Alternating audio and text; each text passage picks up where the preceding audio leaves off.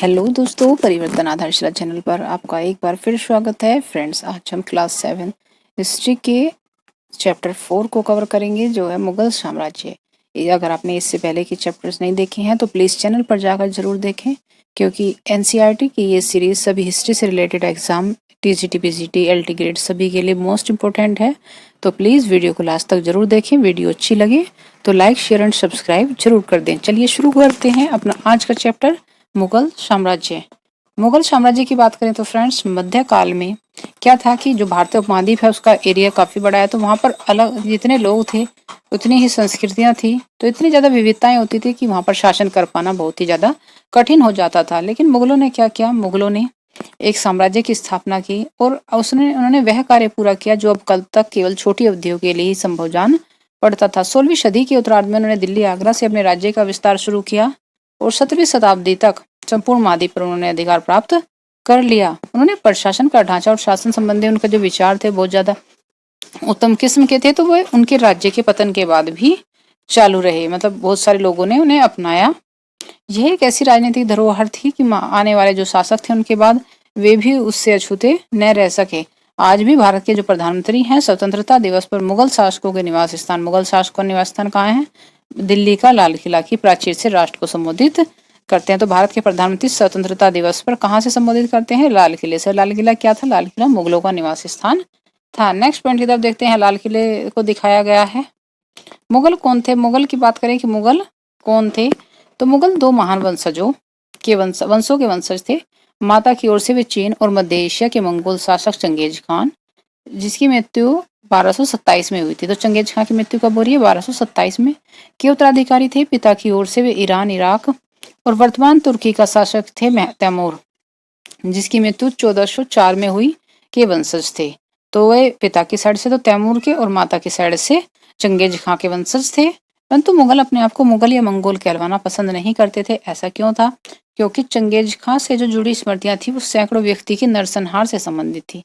तो चंगेज खां का नाम किससे आता है कि सैकड़ों व्यक्ति को नरसंहार से आता है, और यही स्मृतियां उज्बेगों से भी संबंधित थी। तो इस वजह से वे अपने आप को मुगल या मंगोल कहलवाना पसंद नहीं करते थे। वे तैमूर के वंशज होने पर गर्व का अनुभव करते थे, इसलिए उनके इस महान पूर्वज ने 1398 में दिल्ली पर कब्जा कर लिया था। वे स्वयं को तैमूर के वंशज कहलवाना ज्यादा पसंद करते थे। यहाँ पर एक चित्र दिया गया है, इसमें तैमूर उसके उत्तराधिकारी दिखाए गए हैं।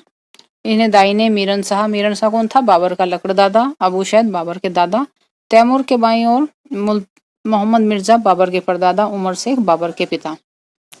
और तैमूर के दाहिनी ओर तीसरे चौथे बाबर, अकबर और शाहजहां दिखाए गए हैं। हुमायूं, जहांगीर और औरंगजेब दाईं ओर हैं। तो इस तरह का चित्र बनवाने का उस समय मतलब प्रचलन था। सभी जो लोग थे वो तैमूर के उसके साथ चित्र बनवाना पसंद करते थे, तैमूर के साथ। मुगल सैन्य अभियान की बात करें तो मुगल सैन्य अभियान की शुरुआत करता है बाबर 1526 से 1530 में।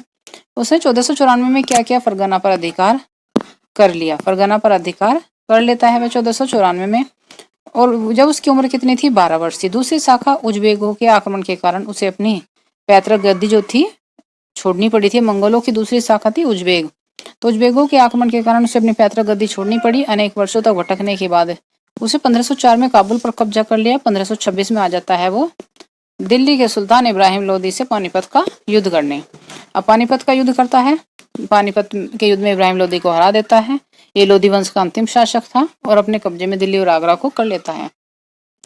अब नेक्स्ट जो पॉइंट दिया गया है, इसमें मुगल सत्ता के लिए जो अफगान थे, मुगल सत्ता के लिए वे ही तात्कालिक खतरा थे, इसमें और ज्यादा कुछ नहीं है। एक पॉइंट यहाँ पे आता है कि 16वीं शताब्दी के युद्ध में तोप और गोलाबारी का पहली बार इस्तेमाल होता है। कब होता है? 16वीं शताब्दी में। करता कौन है? बाबर करेगा। कौन से युद्ध में? पानीपत के युद्ध में, जो इब्राहिम लोदी के खिलाफ हुआ था। इब्राहिम लोदी हार गया था, बाबर की विजय हुई थी, तो उसमें तोपों और गोलीबारी का पहली बार इस्तेमाल किया था। नेक्स्ट पॉइंट को देखते हैं। तालिका दी गई है एक मुगल सम्राट, उनके प्रमुख अभियान और उनकी घटनाएं दी गई हैं जीवन की। बात करते हैं शुरुआत बाबर से। बाबर 1526 से 1530 का टाइम पीरियड रहा। 1526 में उसने इब्राहिम लोदी और अफगान समर्थकों को हरा रहा है पानीपत के मैदान में। 1527 में जो खानवा का युद्ध हो रहा है, खानवा में राणा सांगा राजपूत राजा और उनके समर्थकों को हरा दिया। 1528 में चंदेरी में राजपूतों को हरा दिया। तो ये था कि जितने भी बाबर ने यहाँ पर लड़ाइयाँ लड़ी उसमें सब में उसने जीत हासिल की। अपनी मृत्यु से पहले दिल्ली और आगरा में मुगल नियंत्रण उसने स्थापित कर दिया था। अब बात करें हुमायूं की। हुमायूं 1530 से 1540 का टाइम पीरियड है और 1555 से 56 तक। इसका टाइम पीरियड दो पार्ट में बटा हुआ है, क्योंकि ये बीच में इसे 15 साल दोबारा से अपना शासन स्थापित करने के लिए लगे थे, जब इसे शेरशाह सूरी ने हराकर मतलब यहाँ से बाहर भेज दिया तो यह ईरान चला गया था। हुमायूं ने अपने पिता की वसीयत के अनुसार जायदाद का बंटवारा किया। प्रत्येक भाई को एक एक प्रांत मिल गया। उसके मिर्जा भाई कामरान की महत्वाकांक्षाओं के कारण हुमायूं अपने अफगान प्रतिद्वंदियों के सामने फीका पड़ गया। अब क्या होता है कि शेर खान ने हुमायूं को दो बार हराया, 1539 में चौसा में और 1540 में कन्नौज में। इन पराजयों ने उसे ईरान की ओर भागने के लिए बाध्य कर दिया। मतलब दो बार हरा रहा है, चौसा के युद्ध में 1539 में, कन्नौज में 1540 में। अब क्या होगा, तो वह ईरान चला जाएगा। ईरान में हुमायूं ने सफाविद शाह की मदद लेगा और 1555 में दिल्ली पर पुनः कब्जा कर लिया, यानी कि वापस आने में उसे 15 साल लगे। लेकिन होता क्या है कि अगले वर्ष इसी इमारत में एक दुर्घटना में उसकी मृत्यु हो जाती है। अब बात करते हैं अकबर की। अकबर क्या है? अकबर हुमायूं का बेटा है। अकबर को 13 वर्ष की अल्पायु में अकबर सम्राट बन रहा है।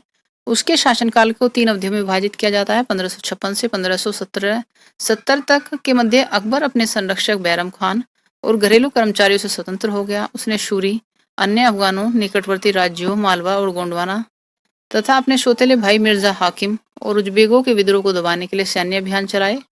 1568 में सिसोदियों की राजधानी थी चित्तौड़ और 1569 में रणथंभौर पर कब्जा कर लेता है। तो 1568 में सिसोदियों की राजधानी चित्तौड़ और 1569 में रणथंभौर पर कब्जा कर लिया। 70 से 85 के मध्य की बात करें तो गुजरात के विरुद्ध सैनिक अभियान हुए हैं। इन अभियानों के पश्चात उसने पूर्व में बिहार, बंगाल, उड़ीसा में अभियान चलाए। 1589-80 में मिर्जा हाकिम के पक्ष में हुए विद्रोह ने इसे और जटिल कर दिया। 1585 से 1605 के मध्य तीसरा टाइम पीरियड इसका स्टार्ट होता है। मध्य अकबर के साम्राज्य का विस्तार होता है। उत्तर पश्चिम में अभियान चलाए गए। सफाविदों को हराकर कांधार पर कब्जा किया गया और कश्मीर को भी जोड़ लिया। मिर्जा हाकिम की मृत्यु के बाद काबुल को भी उसने अपने राज्य में मिला लिया। दक्कन में अभियानों की शुरुआत हुई और बरार, खानदेश, अहमदनगर के कुछ हिस्सों को भी अपने राज्य में मिला लिया। अपने शासन के अंतिम वर्षों में अकबर की सत्ता राजकुमार सलीम के विद्रोह के कारण लड़खड़ा जाती है और यही सलीम आगे चलकर सम्राट जहांगीर कहलाया। नेक्स्ट पॉइंट की तरफ चलते हैं, जहांगीर को देखते हैं। जहांगीर का टाइम पीरियड रहा 1605 से 1627। जहांगीर ने अकबर के सैन्य अभियानों को आगे बढ़ाएगा। मेवाड़ के सिसोदिया शासक अमर सिंह ने मुगलों की सेवा स्वीकार कर ली। इसके बाद सिखों, अहोमों और अहमदनगर के खिलाफ अभियान चलाए, जो पूर्णतः वैसे सफल नहीं हुए थे। और अंतिम वर्षों में क्या होता है, इसके साथ भी वही होता है जो उसने अपने पिता के साथ किया कि राजकुमार खुर्रम, जो सम्राट शाहजहां कहलाया, ने विद्रोह कर देता है और जहांगीर की पत्नी नूरजहां ने शाहजहां को हाशिए पर धकेलने का प्रयास किया, जो असफल रहे। शाहजहां की बात करें तो शाहजहां का टाइम पीरियड रहेगा 1627 से 1658 तक। दक्कन में शाहजहां के अभियान जारी रहते हैं। अफगान अभिजात खान जहां लोधी ने विद्रोह किया, वह पराजित हुआ। अहमदनगर के विरुद्ध अभियान हुआ, जिससे बुंदेलों की हार हो जाती है और ओरछा पर कब्जा कर लिया। उत्तर पश्चिम में बल्ख पर कब्जा करने के लिए उजबेगों के विरुद्ध अभियान किया, लेकिन असफल हो गया। कांधार जो था सफाविदों के हाथ में चला गया। 1632 में अंततः अहमदनगर को मुगलों के राज्य मिला लिया गया और बीजापुर की सेनाओं ने सुलह का निवेदन किया। फिर वही आ जाता है 1657 और 58 में शाहजहां के पुत्रों के बीच उत्तराधिकार को लेकर झगड़ा शुरू हो जाता है। औरंगजेब विजय हो जाता है और दारा सिकों समेत उसके 3 भाइयों को मौत के घाट उतार दिया गया। शाहजहां को उसकी शेष जिंदगी के लिए आगरा में किले में कैद कर दिया गया। अब बात करते हैं औरंगजेब के बारे में। औरंगजेब का टाइम पीरियड रहा है 1658 से 1707 तक। 1663 में उत्तर पूर्व में अहोमों की पराजय होती है, परंतु उन्होंने 1680 में पुनः विद्रोह कर दिया। उत्तर पश्चिम में यूसुफ जई और सिखों के विरुद्ध अभियानों को अस्थायी सफलता मिलती है। मारवाड़ के राठौड़ राजपूतों ने मुगलों के खिलाफ विद्रोह किया है। इसका कारण था कि उनकी आंतरिक राजनीति और उत्तराधिकार के मसलों में मुगलों का हस्तक्षेप। क्योंकि उनकी आंतरिक राजनीति और उत्तराधिकार के मसलों में जब मुगल जो है वो हस्तक्षेप कर रहे थे। मराठा सरदार शिवाजी के विरुद्ध मुगल अभियान प्रारंभ में तो सफल रहे, परंतु औरंगजेब ने शिवाजी का अपमान किया और शिवाजी आगरा स्थित मुगल कैद खाने से भागने के लिए और उन्होंने अपने आप को स्वतंत्र शासक घोषित करने के पश्चात मुगलों के विरुद्ध पुनः अभियान चलाए। राजकुमार अकबर ने औरंगजेब के विरुद्ध विद्रोह कर दिया। मराठा और दक्कन की सल्तनत का सहयोग मिलता है राजकुमार अकबर को। अंत क्या होता है, वो सफाविद ईरान भाग गया। अकबर के विद्रोह के पश्चात औरंगजेब ने दक्कन के शासकों के विरुद्ध सेनाएं भेजी। 1685 में बीजापुर, 1627 में गोलकुंडा को मुगलों ने अपने राज्य में मिला लिया। तो अकबर के विद्रोह के बाद क्या हो रहा है कि दक्कन के 2 शासकों के विरुद्ध सेनाएं भेजता है औरंगजेब। 1685 में बीजापुर, 1687 में गोलकुंडा को मुगलों ने मिला लिया अपने राज्य में। और 1698 की बात करें तो औरंगजेब ने दक्कन में मराठों, जो कि छापामार पद्धति का उपयोग कर रहे थे। कौन कर रहे थे छापामार पद्धति का उपयोग? मराठे। और सिखों, मतलब मराठों के विरुद्ध अभियान का प्रबंध 1900 किया औरंगजेब ने। औरंगजेब को उत्तर भारत में सिखों, जाटों और सतनामियों, उत्तर पूर्व में अहोमों, दक्कन में मराठों के विद्रोह का सामना करना पड़ा। उसकी मृत्यु के पश्चात उत्तराधिकार के लिए युद्ध शुरू हो गया। नेक्स्ट पॉइंट की तरफ चलते हैं। उत्तराधिकार की मुगल परंपराएं। उत्तराधिकार की मुगल परंपराओं की बात करें तो उत्तराधिकार, मुगल जो है वो ज्येष्ठाधिकार के नियम में विश्वास नहीं करते थे। ज्येष्ठाधिकार क्या होता है? ज्येष्ठाधिकार होता है कि अपने सबसे बड़े पुत्र को राज्य का उत्तराधिकारी घोषित करना, वो ज्येष्ठाधिकार होता है। बल्कि वे सहदायाद, सहदायाद क्या है? मुगलों और तैमूर वंश जो है इसी प्रथा से वो रखते थे, जिसमें उत्तराधिकार का विभाजन समस्त पुत्रों में कर दिया जाता था। सहदायाद क्या है? कि सभी पुत्रों में बराबर जो राज्य है उसको बांट दिया जाता था। तो अगर आपसे पूछा जाए ज्येष्ठाधिकार या सहदायाद के बारे में, तो आपको दोनों पॉइंट क्लियर होने चाहिए कि ज्येष्ठाधिकार क्या है और सहदायाद प्रथा क्या है। बात करते हैं आगे राजपूतों के साथ मुगलों की शादियों की। ये पॉइंट जो है, जहांगीर की जो माँ है कि राजपूतों की जो इतनी शादियां मुगल उसमें हुई है दरबार में, जो वे उनके बारे में बताया गया। जहांगीर की जो माँ है वो कछवा की राजकुमारी थी, वह अंबर वर्तमान में जयपुर है कि राजपूत शासक की पुत्री थी। शाहजहां की माँ भी एक राठौड़ राजकुमारी थी, वह मारवाड़ जोधपुर की राजपूत शासक की पुत्री थी। अब आगे देख लेते हैं मुगलों के अन्य शासकों के साथ संबंध। तो मुगल क्या थे? मुगलों ने जो उन शासकों के विरुद्ध लगातार अभियान किए जिन्होंने उनकी सत्ता को स्वीकार करने से इनकार कर दिया। जब मुगल शक्तिशाली हो गए तो कई शासकों ने उनकी सत्ता भी स्वेच्छा से भी स्वीकार कर ली, और राजपूत इसका एक अच्छा उदाहरण है। अनेकों ने मुगल घराने में अपनी पुत्रियों के विवाह करके उच्च पद प्राप्त किए, परंतु कई विरोध भी करते रहे। कुछ तो मतलब उनकी सत्ता को स्वीकार करने के बाद अपनी पुत्रियों का विवाह मुगलों से कर देते थे, तो उच्च पद वहां पर प्राप्त कर लेते थे। नेक्स्ट पॉइंट की तरफ चलते हैं। सिसोदिया जो राजपूत हैं वो लंबे समय तक मुगलों की सत्ता को स्वीकार करने से इनकार करते रहे, परंतु जब वे हार गए तो मुगलों ने लेकिन उनके साथ फिर भी सामान्य व्यवहार किया और उनकी जागीरें वतन जागीर के रूप में वापस कर दी। पराजित करने परंतु अपमानित न करने के बीच उन्होंने एक संतुलन बना दिया था कि शासकों और सरदारों पर अपना प्रभाव जमा लिया था, परंतु संतुलन को हमेशा बरकरार रखना कठिन था। क्योंकि आपने देखा भी है, पिछली अभी ऊपर हमने तालिका जो 1 देखी थी उसमें, कि जो शिवाजी है मुगल सत्ता स्वीकार करने आए तो औरंगजेब उनका अपमान कर देता है। तो एक चीज कंटिन्यू जब नहीं रह पाती तो उसमें थोड़ा सा अप डाउन आ जाते हैं। मनसबदार और जागीरदार की बात करें, जैसे जैसे साम्राज्य में विभिन्न क्षेत्र सम्मिलित होते गए, वैसे वैसे मुगलों ने तरह तरह के सामाजिक समूहों के सदस्यों को प्रशासन में नियुक्त करना आरंभ कर दिया। शुरू शुरू में ज्यादातर सरदार तुर्की तुरानी थे, लेकिन अब इस छोटे समूह के साथ साथ उन्होंने शासक वर्ग में ईरानियों, भारतीय मुसलमानों, अफगानों, राजपूतों, मराठों और अन्य समूह को भी सम्मिलित कर लिया। मुगलों की सेवा में आने वाले जो नौकरशाह थे वे मनसबदार कहलाए। तो मुगलों की सेवा में जो आ रहे हैं वे क्या है? मनसबदार कहला रहे हैं। मनसबदार शब्द का क्या मतलब होता है? मनसबदार शब्द का प्रयोग ऐसे व्यक्ति के लिए होता है जिसका कोई मनसब यानी सरकारी हैसियत या पद हो। मुगलों द्वारा चलाई गई श्रेणी व्यवस्था थी, मुगलों ने ही चलाई थी ये। इसके जरिए पद, वेतन, सैनिक उत्तरदायित्व निर्धारित किए जाते थे। पद या वेतन का निर्धारण जात की संख्या पर निर्भर था। जात की संख्या जितनी अधिक होती थी, दरबार में अभिजात की जो प्रतिष्ठा है उतनी ही बढ़ जाती थी। मतलब जात के हिसाब से ही अभिजात की प्रतिष्ठा होती थी और उसका वेतन भी उतना ही ज्यादा होता था। जो सैन्य उत्तरदायित्व मनसबदारों को सौंपे जाते थे उन्हीं के अनुसार उन्हें घुड़सवार रखने पड़ते थे। मनसबदार अपने सवारों को निरीक्षण के लिए लाते थे और वे अपने सैनिकों के घोड़ों को दगवाते, सैनिकों को पंजीकरण करवाते थे। इन कार्यवाहियों के बाद ही सैनिकों को वेतन के लिए धन मिलता था। मनसबदार क्या है? मनसबदार अपने वेतन राजस्व एकत्रित करने वाली जो भूमि थी उसके रूप में पाते थे, उसे जागीर कहते थे, जो ऐसे जैसे इक्ता की हमने सुनी है, इक्ता के उसके समान ही होती थी। परंतु मनसबदार मुफ्तियों से भिन्न अपने जागीरों पर नहीं रहते थे, वे उन पर प्रशासन करते थे। उनके पास अपनी जागीरों से केवल राजस्व एकत्रित करने का अधिकार था। वे सिर्फ कर इकट्ठा करते थे उनसे टैक्स, और राजस्व एकत्रित जो उनके लिए है वो भी उनके नौकर करके लाते थे। वे देश के किसी अन्य भाग में सेवारत रहते थे। अकबर के शासनकाल में इन जागीरों का जो है सावधानी पूर्वक आकलन किया गया। ताकि राजस्व मनसबदार के वेतन के तकरीबन बराबर रहे, मतलब राजस्व भी उतना ही मिले जितना मनसबदार का वेतन है। औरंगजेब के शासनकाल तक पहुंचते पहुंचते स्थिति बदल जाती है। अब प्राप्त राजस्व मनसबदार के वेतन से बहुत कम था। मनसबदारों की संख्या में भी अत्यधिक वृद्धि हो रही थी।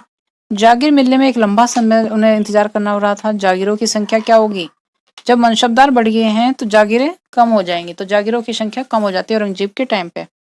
फलस्वरूप कई जागीरदार जागीर रहने पर यह कोशिश करते थे कि वे जितना राजस्व वसूल कर सकें कर लें। अपने शासनकाल के अंतिम वर्षों में औरंगजेब इन परिवर्तनों पर नियंत्रण नहीं रख पाया और किसानों को अत्यधिक मुसीबतों का इस वजह से सामना करना पड़ा था। नेक्स्ट पॉइंट की बात करते हैं, जब्त और जमींदार की बात करें। मुगलों की आमदनी का प्रमुख साधन किसानों की उपज से मिलने वाला टैक्स ही था, राजस्व था। अधिकतर स्थानों पर किसान ग्रामीण कुलीनों यानी मुखिया या स्थानीय सरदारों के माध्यम से राजस्व देते थे। समस्त मध्यस्थों के लिए, चाहे वे स्थानीय ग्राम के मुखिया हों या फिर शक्तिशाली सरदार, मुगल एक ही शब्द जमींदार का प्रयोग करते थे। तो सभी के लिए, जो स्थानीय ग्राम का मुखिया हो, शक्तिशाली सरदार हो, सभी के लिए मुगल क्या कहते थे, जमींदार कहते थे उन्हें। अकबर के राजस्व मंत्री थे टोडरमल। टोडरमल ने 10 साल के लिए 1570 से 1580 के लिए कृषि की पैदावार, कीमतों और कृषि भूमि का सावधानीपूर्वक सर्वेक्षण किया। इन आंकड़ों के आधार पर प्रत्येक फसल पर नकद के रूप में कर निश्चित कर दिया गया। प्रत्येक सूबे प्रांत को राजस्व मंडलों में बांटा गया। प्रत्येक को हर फसल के लिए राजस्व दर की अलग सूची बनाई गई। तो टोडरमल क्या कर रहा है, टोडरमल 10 साल के लिए व्यवस्था चला रहा है कि कृषि की पैदावार और कीमतों और कृषि की भूमि का अवलोकन करके उसी के हिसाब से टैक्स निश्चित कर रहा है। राजस्व प्राप्त करने की जो ये व्यवस्था थी उसे जब्त कहा गया, जब्त व्यवस्था कहा गया है। यह व्यवस्था उन स्थानों पर प्रचलित थी जहां मुगल प्रशासनिक अधिकारी भूमि का निरीक्षण कर सकते थे और सावधानी पूर्वक इनका हिसाब रख सकते। ऐसा निरीक्षण गुजरात, बंगाल जैसे प्रांतों में तो संभव नहीं हो पाया क्योंकि वे दूर थे। कुछ क्षेत्रों में जमींदार इतने शक्तिशाली थे कि मुगल प्रशासक द्वारा अगर उनका शोषण किया जाए तो वे विद्रोह कर सकते थे।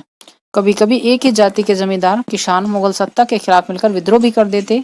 ऐसे ही किसान विद्रोह ने मुगलों साम्राज्य को स्थायी को चुनौती दी थी 17वीं शताब्दी में। अब बात करते हैं अकबरनामा और आईन अकबरी की। अकबर ने अपने करीबी मित्र और अबुल फजल को आदेश दिया, उसका करीबी मित्र भी था और उसका दरबारी भी था अबुल फजल, उसके शासनकाल का इतिहास लिखे। अबुल फजल ने यह इतिहास 3 जिल्दों में लिखा। अब 3 जिल्द में क्या क्या लिखा, इसका शीर्षक क्या है, इसका शीर्षक है अकबरनामा। पहली जिल्द में अकबर के पूर्वजों का बयान है, दूसरी अकबर के शासनकाल की घटनाओं का विवरण देती है, तीसरी जिल्द आईने अकबरी है। इसमें अकबर के प्रशासन, घराने, सेना, राजस्व और साम्राज्य के भूगोल का ब्यौरा मिलता है। तो पहली जिल्द में अकबर के पूर्वजों का बयान है, दूसरी में अकबर के शासनकाल का, और तीसरी में क्या है, तीसरी में जो वहाँ का प्रशासन था, घराना था, सेना, राजस्व, साम्राज्य के भूगोल आदि का ब्यौरा मिलता है।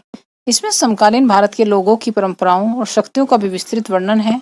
आईने अकबरी का सबसे रोचक आयाम है विविध प्रकार की चीजों, फसलों, पैदावारों, कीमतों, मजदूरी और राजस्व का सांख्यिकी विवरण। तो ये था आईने अकबरी जो अबुल फजल द्वारा लिखी गई है। अकबर की नीतियों को देख लेते हैं एक बार। अकबर की नीतियां, प्रशासन के मुख्य अभिलक्षण अकबर ने निर्धारित किए। इसका विस्तृत वर्णन अबुल फजल के अकबरनामा विशेषकर आईने अकबरी से मिलता है। अबुल फजल के अनुसार साम्राज्य कई प्रांतों में बटा हुआ था। अबुल फजल के पता चल रहा है कि साम्राज्य कई प्रांतों में बटा हुआ था जिन्हें सूबा कहा जाता था। सूबे का जो प्रशासक होता था वो क्या था, सूबेदार कहलाता था, जो राजनीतिक और सैनिक दोनों प्रकार के कार्यों का निर्वाह करता था। तो सूबेदार राजनीतिक और सैनिक दोनों प्रकार के कार्यों का निर्वाह करता था। प्रत्येक प्रांत में वित्तीय अधिकारी भी होता था जो दीवान कहलाता था। वित्तीय अधिकारी था, वित्तीय अधिकारी क्या कहला रहा है, दीवान कहला रहा है। कानून और व्यवस्था बनाए रखने के लिए सूबेदार को अन्य अफसरों का सहयोग प्राप्त था, जैसे कि बख्शी, एक बख्शी होता था। बख्शी कौन था, सैनिक वेतनाधिकारी। एक सदर होता था, सदर का है धार्मिक और धर्मार्थ किए जाने वाले कार्यों का जो मंत्री है वो सदर कहलाता था। फौजदार की बात करें, फौजदार सेनानायक होता था, और कोतवाल नगर का पुलिस अधिकारी, तो ये भी उसकी मदद करते थे।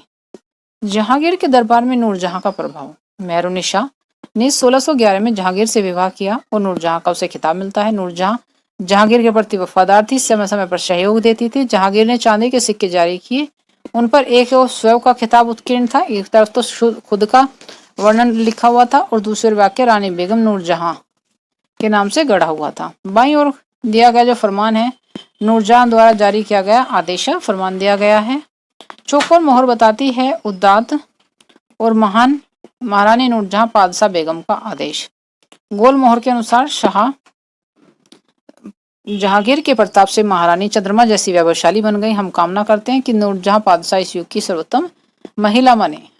आगे पॉइंट देखते हैं। मतानता एक पॉइंट दिया गया। मतानता क्या होता है कि किसी भी कथन पर बिना सोचे समझे आंख बंद करके उसे स्वीकार कर लेना, वो होता है मतानता। मत मतलब किसी का विचार, अंधता मतलब अंधे होकर मतलब एक तरह से मान लेना उसे, उस पर कोई भी क्वेश्चन ना करना। नेक्स्ट पॉइंट की तरफ चलते हैं। अकबर के जो अभिजात थे बड़ी सेनाओं का संचालन करते थे, बड़ी मात्रा में राजस्व खर्च कर सकते थे। जब तक वे वफादार रहे तो साम्राज्य का कार्य सफलतापूर्वक चलता रहा। लेकिन कई अभिजात बाद में क्या होते हैं कि अपने स्वतंत्र ताने बाने बुन लेते हैं। जब किसी को ज्यादा छूट दे दी जाती है तो क्या होता है कि वो अपने ही उसमें बनाने में लग जाता है, फिर वो राज्य के लिए वफादार नहीं रहता। तो उनकी जो वफादारी थी उनके निजी हितों के कारण अब क्या होगी, कमजोर पड़ गई थी। 1570 में अकबर जब फतेहपुर सीकरी में था, उसने उलेमा, ब्राह्मणों, जेसुइट पादरियों, रोमन कैथोलिक जो थे और जरदुस्त धर्म के अनुयायियों के साथ धर्म के मामलों पर चर्चा की। वह विभिन्न धर्मों के अनुयायियों को लेकर धर्म पर चर्चा की। ये चर्चाएं कहाँ होती थी? ये चर्चाएं इबादत खाने में होती थी। अकबर की रुचि विभिन्न व्यक्तियों के धर्मों और रीति रिवाजों में थी। इस विचार विमर्श से अकबर की समझ बनी कि जो विद्वान धार्मिक रीति और मतानता पर बल देते हैं वे अक्सर कट्टर होते हैं। उनकी शिक्षाएं प्रजा के विभाजन और असामंजस्य पैदा करती हैं। ये अनुभव अकबर को सुलह उकुल और सर्वत्र शांति की विचार की ओर ले गई। तो अकबर की जो सुलह उकुल की और सर्वत्र शांति के विचार की जो वो थी उसकी ओर ले जाते हैं। सहिष्णुता की अवधारणा विभिन्न धर्मों के अनुयायियों में अंतर नहीं करती थी, यह सबको बराबर मानती थी, यह किसी में भी कोई अंतर नहीं करती थी।